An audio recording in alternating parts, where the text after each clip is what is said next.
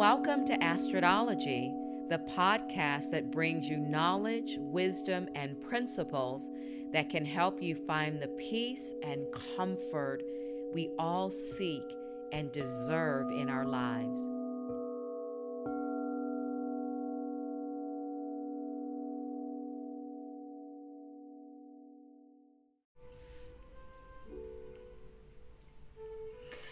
Hi everybody, welcome back to another episode of Astrodology with Astrid. I hope you're doing well and staying safe out there. I'm excited to present this first episode from my new series, The Supplement Sage. Supplementation has significantly changed my life and the life of my friends and family, at least those that are willing to give it a try and to listen to the protocols that I suggest. One of my superpowers is that I am a human guinea pig on most of the protocols that I recommend. If I haven't directly tried them myself, I rely on this amazing network of customers and clients that are doing the work. I have customers that will get granular with the research. They'll even reach out to the companies. So I'm in really good hands between my work on the aisles and, helping people and seeing people come back satisfied and thanking us for the work that we do with them.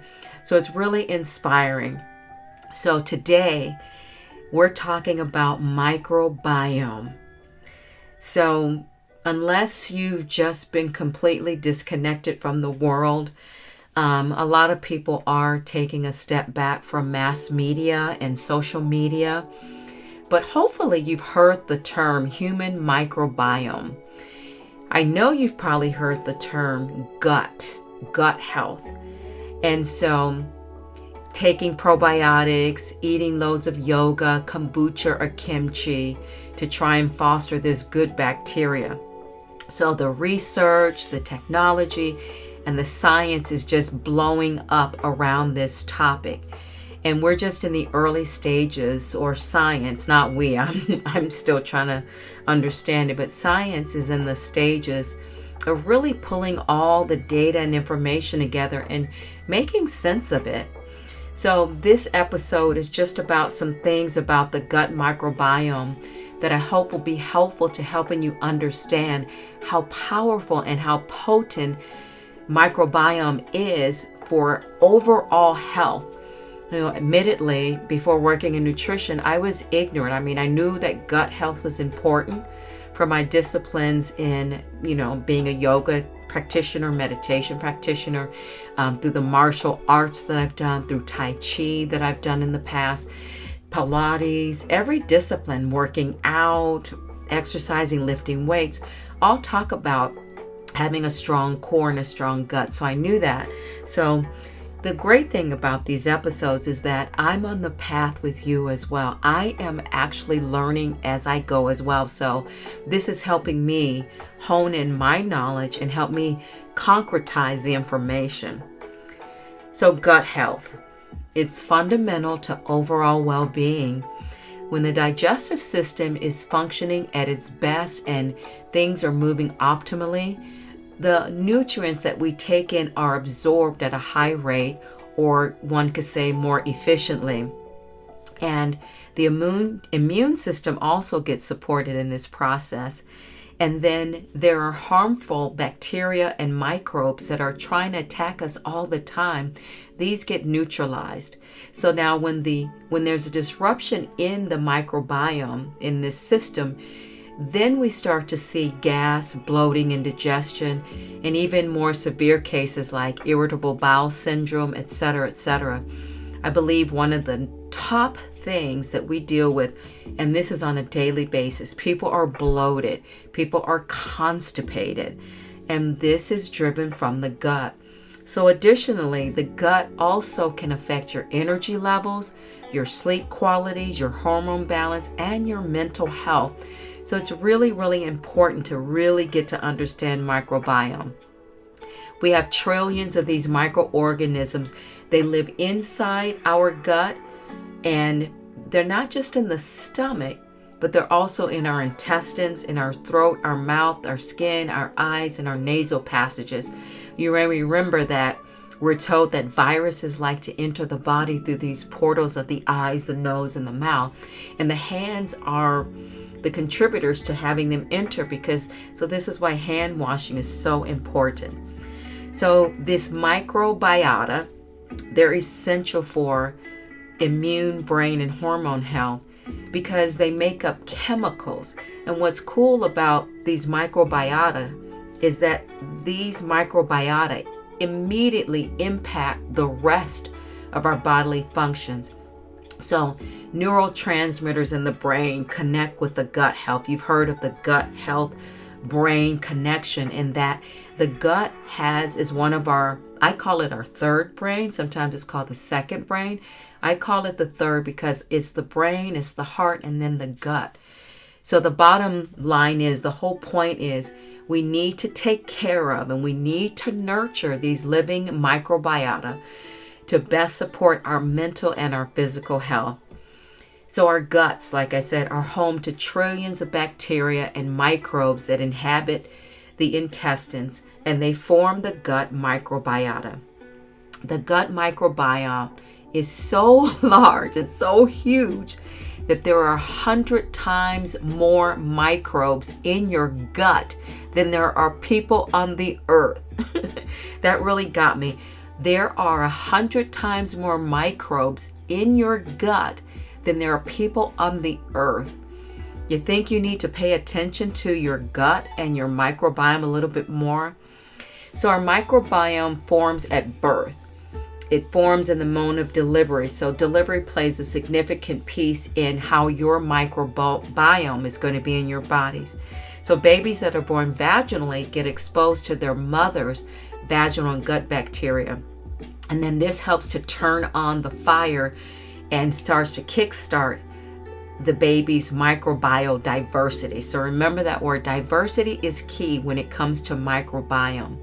It is found that those that are delivered by C-section may initially develop a microbiome that's reflective of more skin bacteria.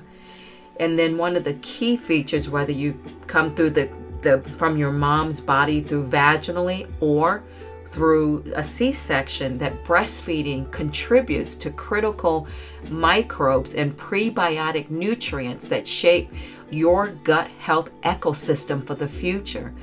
So this is why moms are encouraged to breastfeed for as long as they can. Even a few weeks is better and beneficial. If you can't do it, it's understood. But as we grow, our environment, our diet, and lifestyles also influence the diversity and the composition of our particular microbiome. So exposure to soil microbes, interacting with pets, and eating a varied diet rich in whole unprocessed food play a role in cultivating a robust and balanced microbial community. So again, diversity, it reminds me of when a child drops food on the ground and they pick it up and we kind of, no, don't eat that. Or they drop the pacifier on the ground, and there's a stage where babies are always putting stuff in their mouth. That's actually a good thing, even though it seems horrifying to our brains. Just think of the 5-second rule, the 10-second rule, and that is what helps to build a healthy microbiome. What is microbiome? Your microbiome is like a metropolis, a city, a universe of bacteria, fungi, viruses, and other microbes that collaborates. So there's a partnership that goes on here. It collaborates with your body in countless ways. This invisible ecosystem is housed primarily in your gut, and it's intrinsically linked to digestion, immune defense, hormone production, mood regulation, and even the health of your skins. So again, like I said, in science, they think of it as the second brain, but I like to call it the third brain because there is a mental health and gut-brain axis. Like magnesium L-threonate is said to cross the gut-brain barrier. So think of it as like a well-oiled machine. So when your microbiome is healthy, you have a diverse species of these microbes working together to produce harmony. So they help break down, so these microbes help break down food, they synthesize essential vitamins, and they keep harmful invaders at bay. So this is why there's a term called dysbiosis. This is when your microbiome is off kilter and there's an imbalance. And these imbalances get created quite quickly from simple factors like poor diets, stress, and here's a huge one, an overuse of antibiotics. Sometimes we can't help it, but we have to take antibiotics. Some people, for certain other viral disorders and things in the body, they have to take antibiotics. And these antibiotics can wreak havoc on your microbiome. So this is why doctors recommend taking a probiotic, eating yogurts when you've taken a round of antibiotics. So your digestive system can get distressed and create inflammation. And then we see a lot of autoimmune diseases and even mental health challenges, such as anxiety and depression. So the idea is if you have a high level of anxiety and depression, you want to look into your gut health and your microbiome. So it's undisputed that if you nurture your microbiome, you will nurture your whole entire self in return. Many of these microbes live in the mucus layer that lines the intestines, placing them in direct contact with nerve and immune cells, which are the major information gathering systems of the body. This location also primes microbes to listen to the brain signals, stress, anxiety, or even happiness along the vagus nerve. So the vagus nerve is considered the longest nerve in the body. It's often called the wandering nerve. It is said that 90% of the neurons in the vagal nerve are actually carrying information from the gut to the brain, and also not the other way around. So 90% of the neurons in the vagus nerve are carrying information from the gut to the brain. I find that fascinating. So recent research indicates that not only is our brain aware, now this blew my mind, aware of our gut microbes, but these bacteria are known to directly influence our perception of the world and alter our behavior in a major way. That's crazy. So again, it goes back to that saying, you are what you eat. You are what you eat, what you put in your body. So then there's the emotional imbalances that get when a disrupted microbiota can trigger an overactive immune system. 70% of the body's immune cells are targeted to the digestive tract. So the gut immune response can create an over or underactive immune response, again causing dysregulations and leading to even autoimmune disorders, even Alzheimer's, etc. So these microbiome plays a critical role in digestion by breaking down complex carbohydrates, and it helps to produce nutrients like vitamin B and aids in the absorption of the minerals. It also works as a defender. So think of the military, like on defense, ready to go into action to protect. So boosting your immune system by identifying harmful pathogens and then communicate it with immune cells to protect against illness. So beyond digestion and immunity, there is more things that the microbiome influences. It influences cognition, it influences your mood, and even behavior by producing neurotransmitters like serotonin and dopamine, these feel-good hormones. Microbiome also plays a role in regulating your hormones and supporting skin health. I know this from suffering and struggling with eczema, that when I eat well, and if I overeat dairy or certain things that irritate acidic things like tomatoes, it will show up in my skin. Dr. Andrew Huberman talks about this gut-brain axis, and he explains that the gut microbiome influences mood and behaviors by communicating with the brain through an axis via the vagus nerve. So he backs this up, and he recommends a gut-healthy diet rich in fiber, polyphenols, and fermented food. And, obviously, along with minimizing processed foods. Processed foods are one of the number one ways to throw off your microbiome. Also, a thing that's not talked about a lot in gut health is stress. Oftentimes, people will blame the burger, the pizza, the chips, or things that they ate. But stress is a doozy when it comes to gut health. Also, a lack of getting proper sleep also affects your gut health and your microbiome. So here are some thoughts from the National Library of Medicine about microbiome. I thought I'd share a few of these with you as well, and with myself, because again, like I am learning. And then you're going to get your pen and paper out, because I am going to list some natural remedies, some natural herbs that are really great in supporting your microbiome. More and more people are turning to natural nutrition. They're turning to things that are Ayurvedic remedies, herbal remedies. And what's the other term? There's one where arnica comes from, homeopathic remedies. So, National Library of Medicine.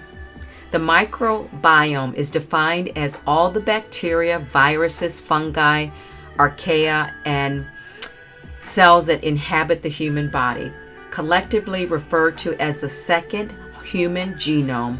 The gut microbiome in particular is now being considered a separate organ, with distinct metabolic and immune activity.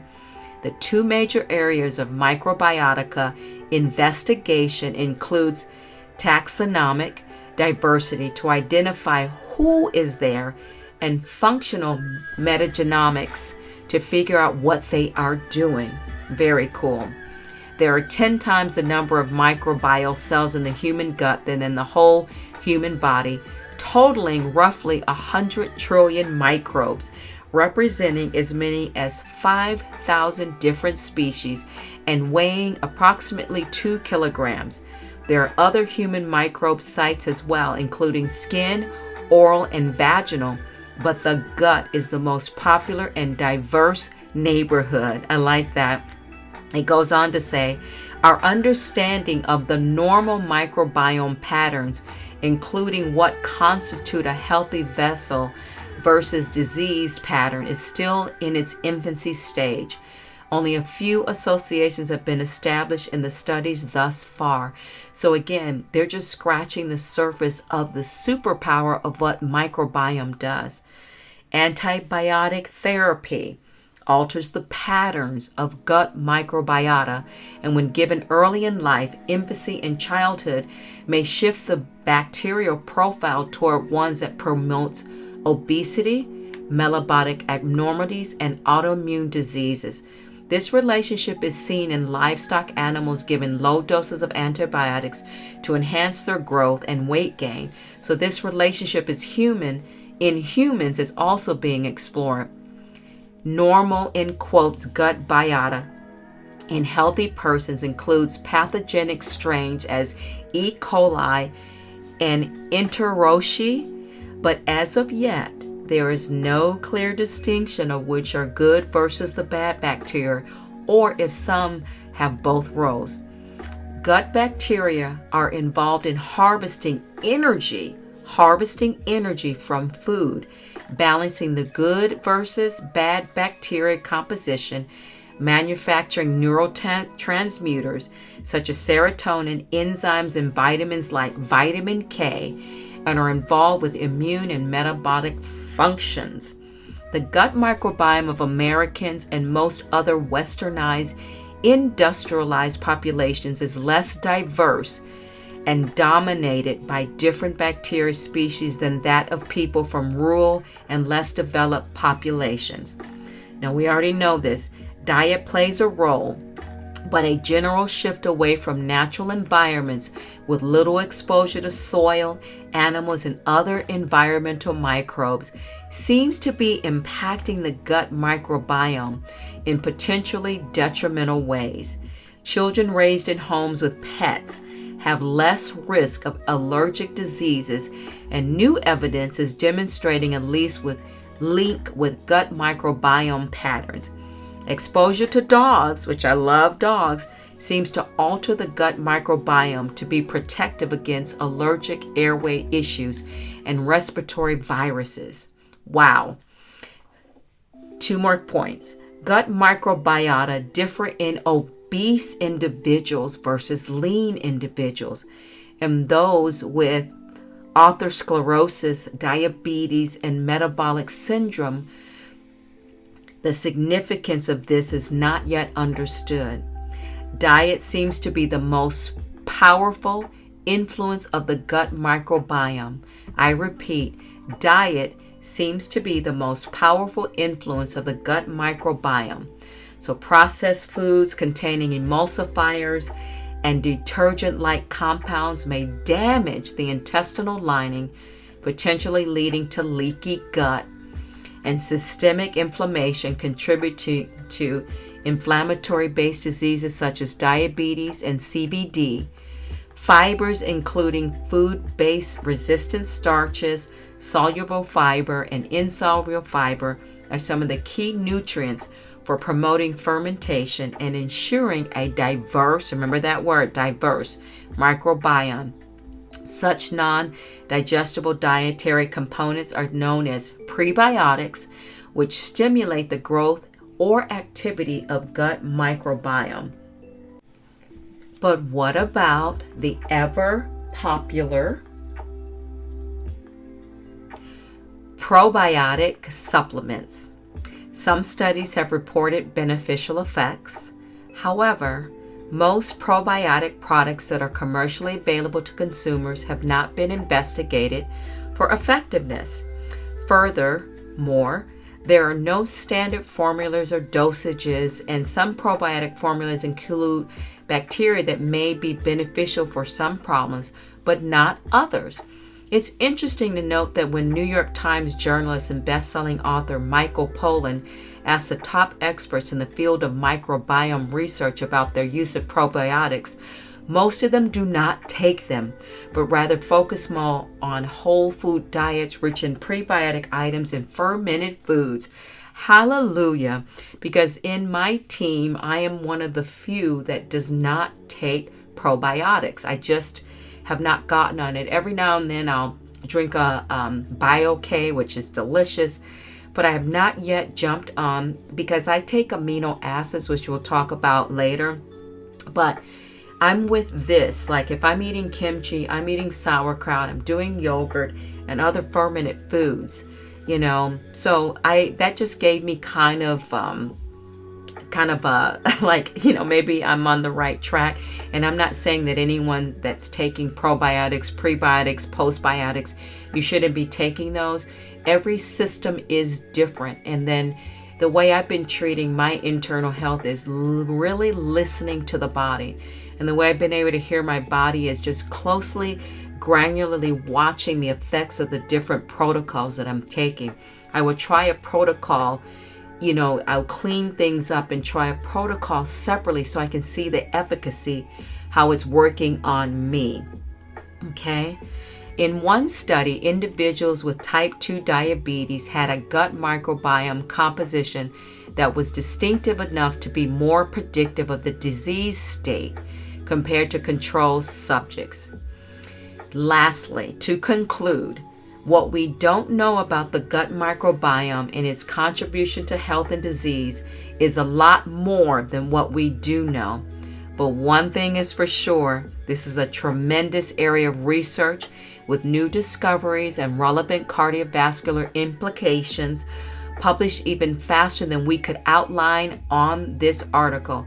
There seems to be great potential for the role of this second human or non-human rather genome and the role it may have on future therapeutic targets. Who knew the power of feces or the smooch of a pup? I loved how they ended the article. So cute to end it that way. All right, so pen and paper in hand. Here are a few foods that contain important prebiotics, and I want to give credit to Anima Mundi. If you don't know Anima Mundi is amazing. It's an amazing apothecary. They have a location in Los Angeles. They have a location in New York. You can find them online. They are doing the work, bringing herbal remedies and medicine to, they're making it mainstream, and their protocols are amazing. Their tinctures are delicious. Everything they do, I'm obsessed. I'm kind of quasi-obsessed with Anima Mundi. Okay, dandelion. Dandelion greens are a fiber-rich substitute for greens in your salad. They increase the friendly bacteria in your gut, reduce constipation, and boost your immune system. They contain 4 grams of fiber, and a high portion of this fiber comes from inulin. The inulin fiber in dandelion greens reduces constipation, increases friendly bacteria in the gut, and boosts the immune system. Dandelion greens are also known for their diuretic, anti-inflammatory, antioxidant, anti-cancer, and cholesterol lowering effects. Now, this goes back to my culture. Slaves lived on dandelion greens. They were the greens that, the masters didn't want to eat. But slaves, I'm sure, survived on it. And, why genetically, maybe our culture's stronger. But dandelion greens used to be so cheap because they were a discarded green that, no one wanted to eat. Garlic, onions, preaching to the converted. These are 2 of my favorite foods. As for supporting a healthy microbiome, Anima Mundi goes on to say, whole garlic is rich in inulin, a prebiotic fiber food for healthy bifidobacteria. Besides insulin, garlic contains numerous compounds that support immune health. It is shown to help promote good bacteria and prevent harmful bacteria from growing. So again, to my point of why I don't personally take probiotics, I eat a ton of garlic. And again, this just talks about how it helps to create that healthy bacteria. Burdock, a vital and exquisite food and medicine. Burdock is high in inulin, making it one of the very best prebiotics out there. Classically used to support healthy skin, a part of the reason lies in its herb's ability to build a healthy microbiome and provide gentle bitters based on detoxification too. Burdock root can be mixed with grains or infused into tea and helps give flora to the food it needs. Reishi, great, from the adaptogen family. Reishi mushrooms. Reishi is considered the queen of all the mushrooms. So if you were to line up mushrooms on the left hand, create a column, and then you were to have across the top a checking box of what they do, or line the mushrooms across the top, and then on the left hand column list all the benefits that they have, reishi would check every box. They go on to say research shows reishi can modulate the gut microbiota, thereby exerting a prebiotic effect on the gut and microbiome. I put reishi powder in my matcha every time I have it. Reishi also has a plethora of healing abilities, such as being an immune modulator, adaptogen, antioxidant, anti-inflammatory, adaptogenic, stress protective, immune protective, brain and heart protective, reducing high cholesterol, increasing NGF in the brain, and much more. Now, I can hardly say this one. Agaricus white button mushrooms. Amazonian mushrooms used for their adaptogenic and immune protective nature.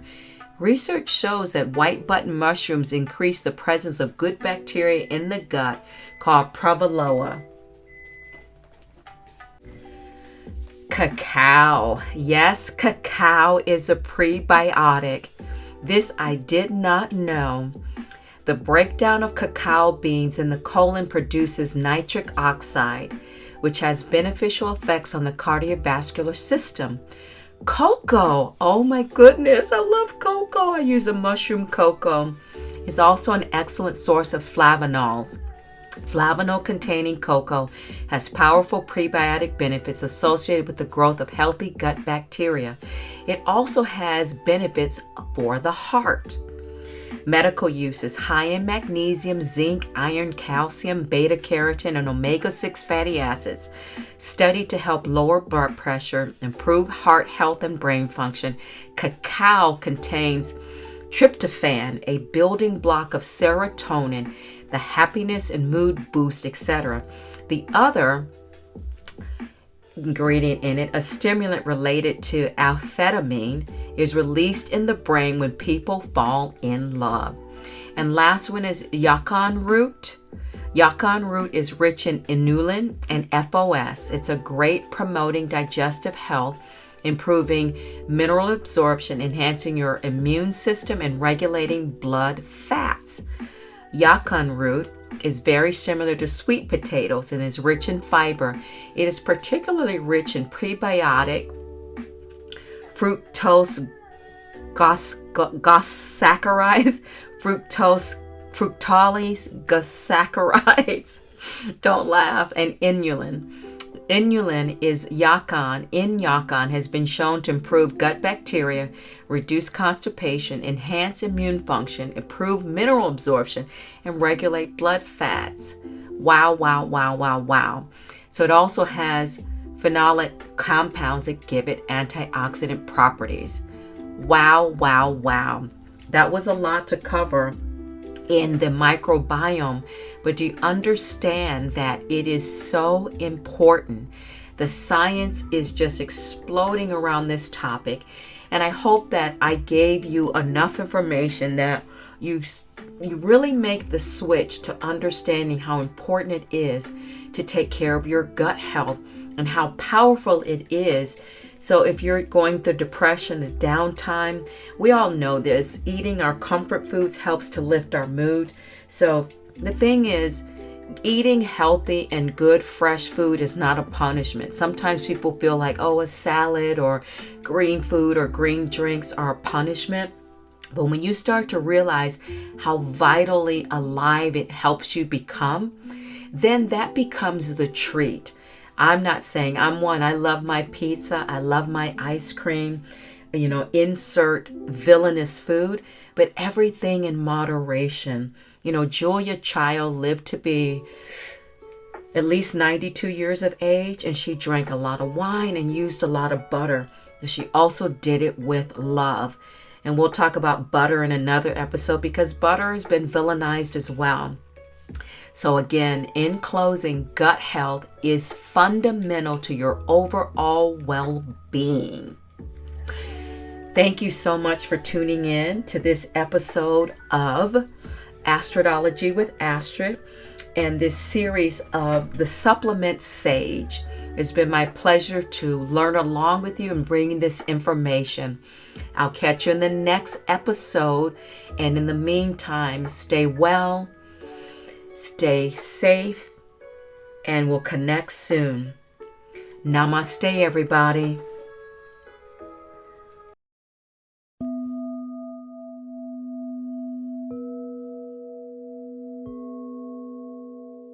Thank you for listening to Astrodology. If you enjoyed this episode and would like to help support the podcast, please hit the subscribe button and tell your friends about it by sharing this program on social media. You can also follow me on Instagram at Coda Life Goddess or at CodaLife.com. Coda is C-O-T-A, Coda Life Goddess or CodaLife.com. Thank you again for listening to Astrodology, and I'll see you next time.